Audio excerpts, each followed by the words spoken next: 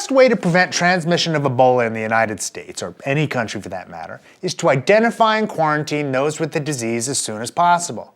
However, the first person diagnosed with Ebola in the United States was, unfortunately, released after coming to an emergency department, even though he had symptoms indicative of the disease. He was sent home on antibiotics. The inappropriate use of antibiotics is the subject of this week's Healthcare Triage.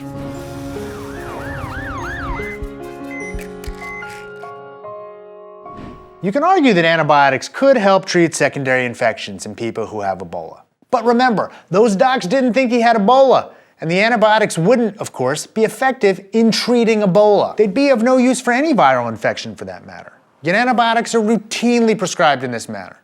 In this case, their use highlights a real but often ignored danger from their overuse, a false sense of security. As a pediatrician and a parent, I've seen many protocols and procedures that require the use of antibiotics for a number of illnesses that may not necessitate them.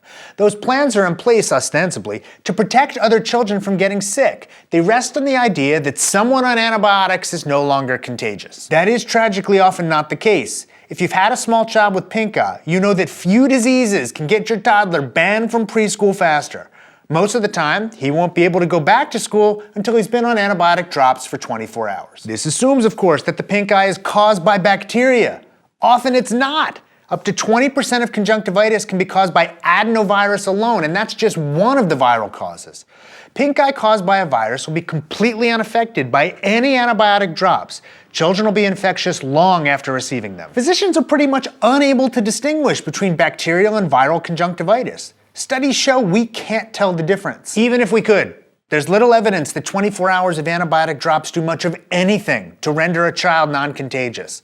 Most of the outcomes studied include things like early microbiological remission by day 2 to 5 of therapy. However, some children still haven't achieved this outcome even by day 6 to 10. Strep throat isn't much better. Resistance in group A streptococcus, the cause of strep throat, is negligible. Yet even with proper therapy, it can be very difficult to eradicate the pathogen from carriers. This has led to outbreaks among family members and close communities even when people are properly treated. Even in the best case scenario, being on an antibiotic isn't much protection for others. Often though, antibiotics offer no protection at all. Only about a quarter of children who have acute respiratory tract infections have an illness caused by bacteria, but about twice that number are prescribed antibiotics for their symptoms. These extra drugs provide no useful benefit. They certainly don't prevent transmission of non-bacterial pathogens from one person to another. So if they give people a false sense of reassurance that they're no longer contagious, leading them to relax their usual sick precautions, they're likely doing harm. Every time a parent comes to the office with a child with an upper respiratory infection and we prescribe an antibiotic, we imply that we've taken care of the problem. We give patients an incorrect impression that the drug will make them better and will begin to kill off the germs infecting them. We also give the impression that they will be less of a risk to their friends, family, and close contacts. After all, they're on an antibiotic. Confronted with this information, physicians will often fall back on the excuse that their patients demand it.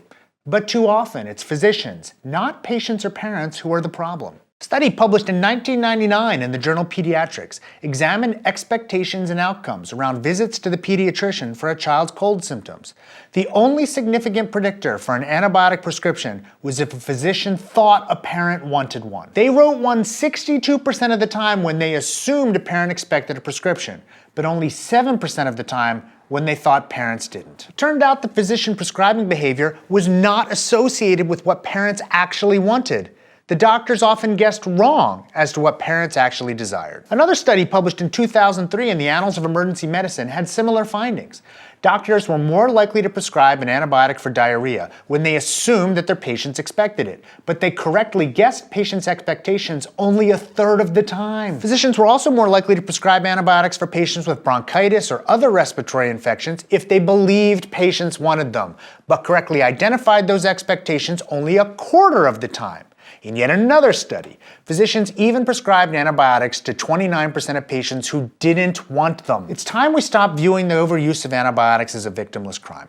According to reports, Thomas Eric Duncan, the one patient who died of Ebola in the United States, presented to the emergency department with 103-degree fever, a headache, and abdominal pain.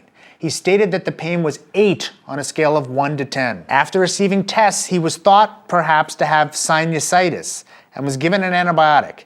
I can't guess as to what was in the physicians' heads that day, but I think it's likely they thought the antibiotics would do little harm and potentially some good. In this case, that doesn't appear to be true. We may believe that antibiotic prescriptions are what patients want, but it may be time to recognize that they're sometimes more for physicians than for patients. Moreover, the false sense of security they provide may do more harm than good.